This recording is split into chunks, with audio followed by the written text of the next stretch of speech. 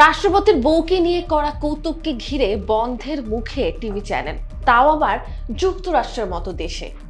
যুক্তরাষ্ট্রের মেলানিয়া ট্রাম্পকে নিয়ে করা একটি কৌতুক ঘিরে দেশটিতে শুরু হয়েছে তীব্র আলোচনা। জনপ্রিয় টক শো উপস্থাপক জিমি কিমেলের মন্তব্য এখন রাষ্ট্রীয় তদন্তের আওতায় এসেছে, যা বিনোদন জগতেও আলোড়ন সৃষ্টি করেছে। ঘটনার সূত্রপাত হয় তার একটি টেলিভিশন স্কেচে, যেখানে তিনি মেলানিয়া ট্রাম্পকে নিয়ে ব্যঙ্গাত্মক মন্তব্য করেন। বিষয়টি সম্প্রচারের পরেই সামাজিক যোগাযোগ মাধ্যমে তীব্র প্রতিক্রিয়া দেখা দেয় এবং দ্রুত তার রাজনৈতিক ইস্যুতে রূপ নেয়।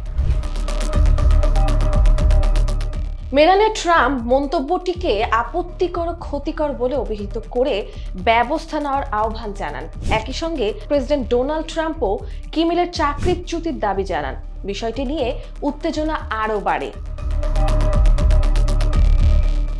পরবর্তীকালে যুক্তরাষ্ট্রের ফেডারেল কমিউনিকেশন কমিশন এফসিসি চ্যানেলের লাইসেন্স পর্যালোচনার ঘোষণা দেয়। এতে মত প্রকাশের স্বাধীনতা বনাম মিডিয়া নিয়ন্ত্রণ নিয়ে যুক্তরাষ্ট্র জুড়ে নতুন বিতর্ক শুরু হয়েছে, ফলে চ্যানেলটি এখন নজরদারির মুখে।